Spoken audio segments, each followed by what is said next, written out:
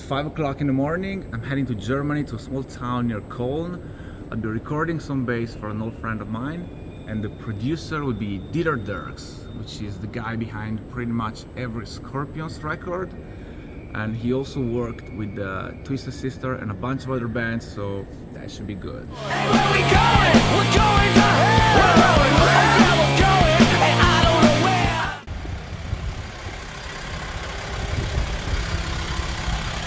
Polizei! What's up? There you are. Hello, Pip. How are you? Good. You ready to rock? Let's go. This is Adam Bomb. Me and him go way back. I was in his band for a decade, recorded 2 albums and played over 1,500 shows, including a run of 100 shows in 100 days back in 2007. This is Pip. I'm Adam Bomb, and I'm making a record with Dirks, producer of Scorpions, Michael Jackson, Twisted Sister, except millions of bands. Billion records sold. Adam has been in the business for over 40 years, releasing albums on Geffen Records, SPV, playing with Michael Monroe, John Paul Jones, and touring the world like no other. He's making a new record and he's invited me to play on a couple of songs. We'll be working at Dirks Studios, one of the most important recording studios in Europe, home to most of Scorpions' discography, as well as Accept, Black and Blue, and countless other big names. Now you could never get away with a chord like this today. No. Impossible.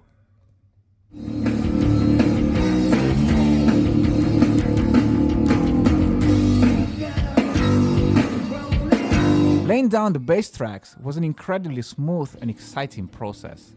Dirks hears things that no one else in the room does. After watching me play for 5 minutes, he already knows how to get the best out of me and my bass. I would like to play the whole song through. Let's punch in here for the octave, cool. the jump, and then we do this in a through-going version on top of it, and then we see if we can jump from one to the other, because everything mostly is really good. Okay.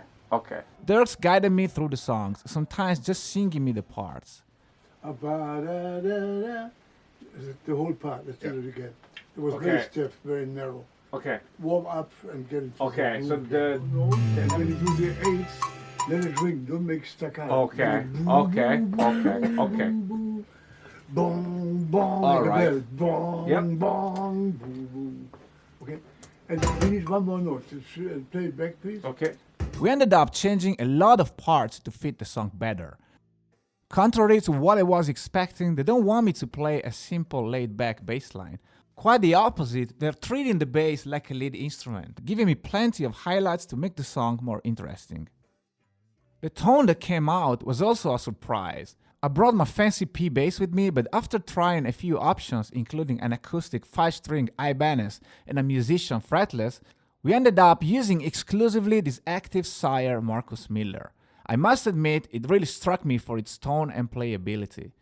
It's much easier to play compared to a jazz bass and allows for some really articulated runs that I have a much harder time with if I were to record them with my P bass. The tone was really dirty and twangy, but it somehow fit the mix way better, so the P bass is not always the producer's choice. What if you did chords on that walk down? The second one. No.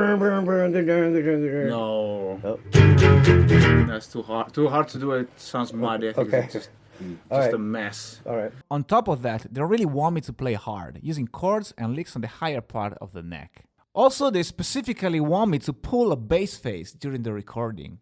I swear. The signal was going through an Ampeg SVT DI box, then into a GK700RB, which coincidentally is exactly what I use for live shows. On top of the DI and the amp signal, which was going through 2 Marshall cabinets, they also used this weird little speaker recorded in a separate room, which I was told is the most important speaker as it captures the mid-range. You don't need bass for bass. You need mids. Really? Mids and upper mids, yeah. How do you get the bass frequencies? I got the bass with the big one. Okay, But the main sound will be this one. Really? Yeah. That's the DI. Yeah. Amp? Yeah. All right. Wow. Cool. Thank you. Dieter did everything necessary to take the music to the next level, including yelling at us. I'm Adam Bomb. Of course I do my guitar tracks in one take. I need some more silence in here. We're It's going. It's all too busy for me. Yes. I cannot Yes. concentrate. I'm sorry.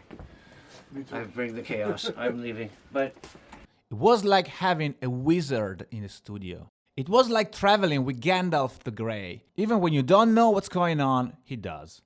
This is the room where they recorded the drums. It's huge. It has to be in order to capture that big reverb. Before plugins and triggers, that's what you had to do to get that huge rock you like a hurricane snare tone. This is Cakolli, a very talented French drummer who's been with Adam for the past 5 years. Despite his young age, he plays like a total pro, and his moves and style always reminded me of a young Tommy Lee, but with a slightly bluesy twist.